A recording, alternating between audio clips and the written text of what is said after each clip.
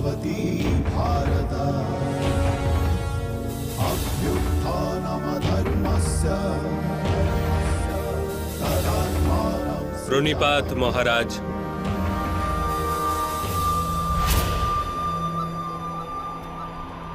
কল্যাণ হোক বাসুদেব।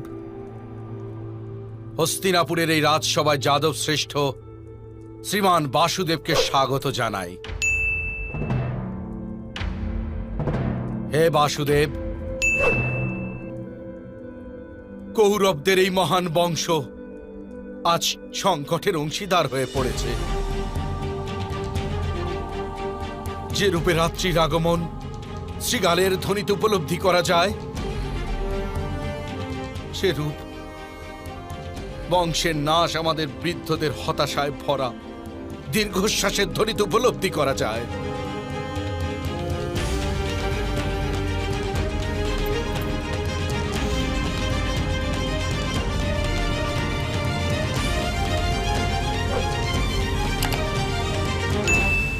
হে বাসুদেব, এই সংঘর্ষের সমাপ্তির মার্গ এখন কেবল আপনিই দেখাতে পারেন। কোন মার্গ দয়া করে দেখান বাসুদেব। মহারাজের জয় হোক। মহারাজ, পাণ্ডবদের তাদের রাজ্য প্রত্যার্পণ করে দিন আর নিজের পুত্রগণকে প্রায়শ্চিত্ত ও দণ্ডের জন্য প্রস্তুত করুন।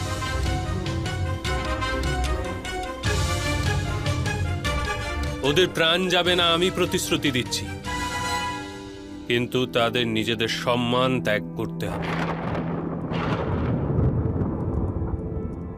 যদি এইটুকু মান্য করেন তবেই এই যুদ্ধ এড়ানো যাবে।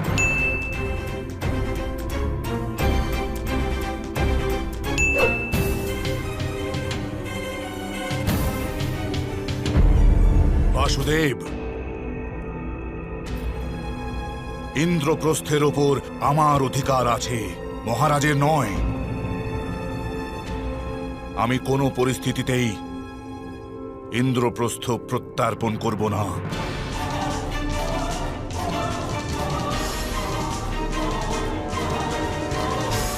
আর যতক্ষণ পাণ্ডব ইন্দ্রপ্রস্থের রাজা নয়, তাদের যুদ্ধের অধিকারই নেই বাসুদেব। অন্যায়ের বিরুদ্ধে যুদ্ধ করার অধিকার সবার আছে যুবরাজ। এ তো পাণ্ডবদের ঔদার্য যে এত বছর ওরা যুদ্ধ করেনি। মহারাজের সম্মান করেছে প্রতিটি পদে। বাস্তবে কোন পরিস্থিতির সমাপ্তি সেই পরিস্থিতির আরম্ভ থেকেই নিশ্চিত হয়ে যায়। নিমের বৃক্ষে আম্রফল ধারণ করে না কখনো। মহারাজ, এই সংঘর্ষের আরম্ভ ওই দিনই হয়ে গিয়েছিল যেদিন মহারাজ পাণ্ডু ওই বনে দেহত্যাগ করেছিলেন আর তার পুত্রগণ হস্তিনাপুরে পদার্পণ করেছিলেন।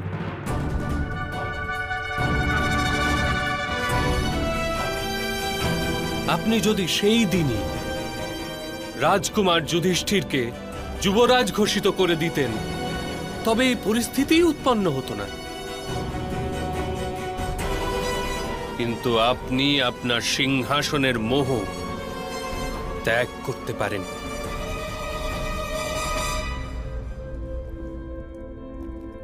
এটা আপনি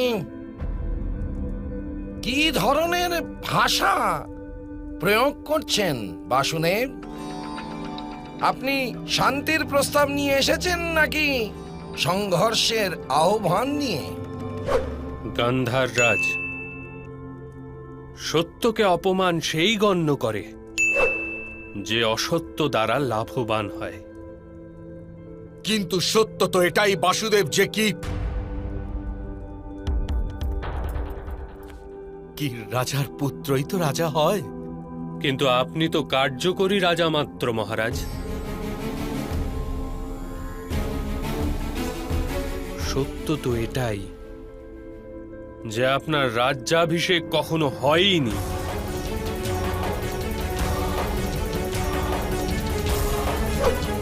তবে আপনার পুত্রগণ কি প্রকারে সিংহাসন প্রাপ্ত করতে পারে?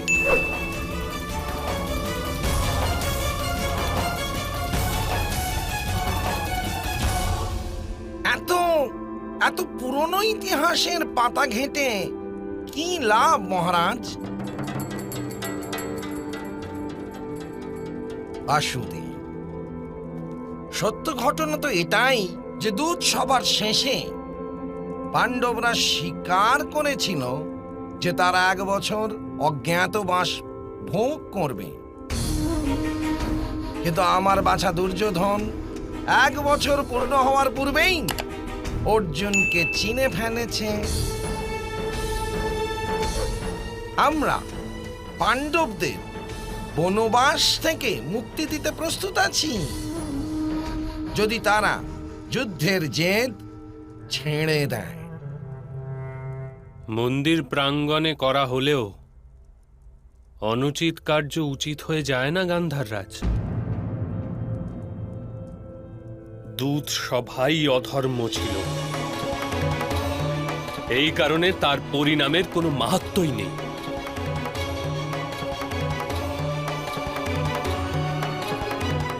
বাসুদেব, ভ্রাতা যুধিষ্ঠির কি জেনে বুঝে নিজের সম্পত্তি, নিজের ভ্রাতা, নিজের পত্নী এবং স্বয়ং নিজে নিজেকে পণ হিসেবে বাজি রাখেননি? তাহলে অধর্ম কোন প্রকারে হতে পারে বাসুদেব? কোন স্ত্রীলোককে রাজসভায় বস্ত্রহীন করার প্রচেষ্টা করে তুমি সমগ্র সভাকে অধর্মে ঢেকে দিয়েছিলে যুবরাজ। ভোজনের কোন অংশ শরীরে বিষক্রিয়া করেছে সেটা কেউ জিজ্ঞেস করে না, সমগ্র ভোজনকে বিষযুক্ত গণ্য করা হয়। আমাদের ইন্দ্রপ্রস্থের সভায় অস্ত্রহীন করা হয়েছিল, আপনি কি ভুলে গেছেন বাসুদেব? মায়া সভায় যখন তোমাদের অস্ত্র কেড়ে নেওয়া হয়েছিল তখনই যুদ্ধের আহ্বান কেন জানাওনি যুবরাজ? দূত সভায় ছলনা করে এক নারীকে বস্ত্রহীন করার পরিকল্পনা কেন প্রস্তুত করেছিলে তুমি? সত্য তো এটাই যে তোমার কাছে যুদ্ধের সামর্থ্যই নেই।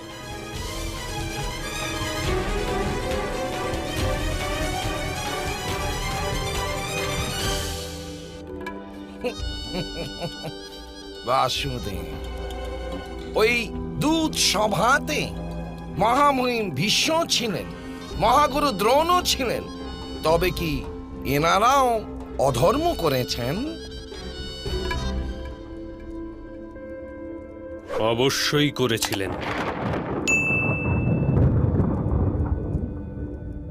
যখন সমগ্র ভবন ভাঙতে থাকে তখন দ্বারপাল কেবল দ্বারকে রক্ষা করতে পারে না গান্ধাররাজ।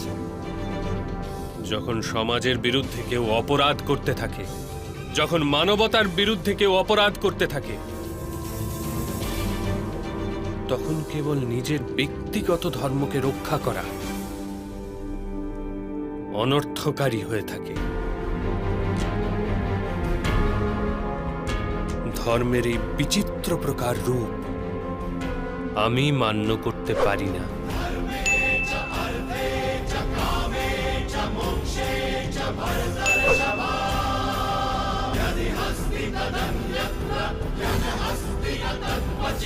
এটা ধর্ম অধর্ম নিয়ে বিবাদের সময় নয়। এই সময় কেবলমাত্র এক মহাযুদ্ধকে এড়িয়ে চলার প্রচেষ্টা আবশ্যক।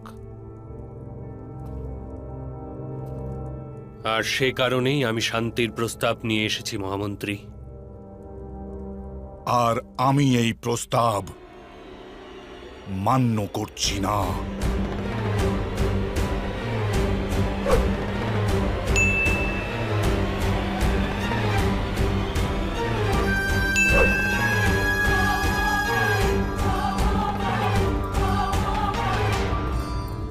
যদি এই মুহূর্তে সভা ত্যাগ করেন যুবরাজ, তবে রণভূমিতেই আমাদের সঙ্গে দেখা হবে মহারাজ।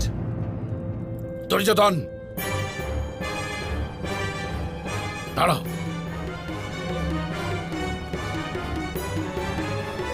বাসুদেব,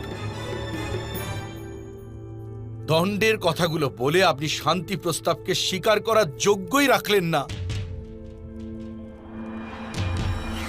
কোন যোদ্ধা দণ্ডকে কি প্রকারে স্বীকার করবে? আর কোন যোদ্ধা নিজের পরিবারের স্ত্রীকে সভার মাঝে বস্ত্রহীন করার প্রচেষ্টা করে মহারাজ?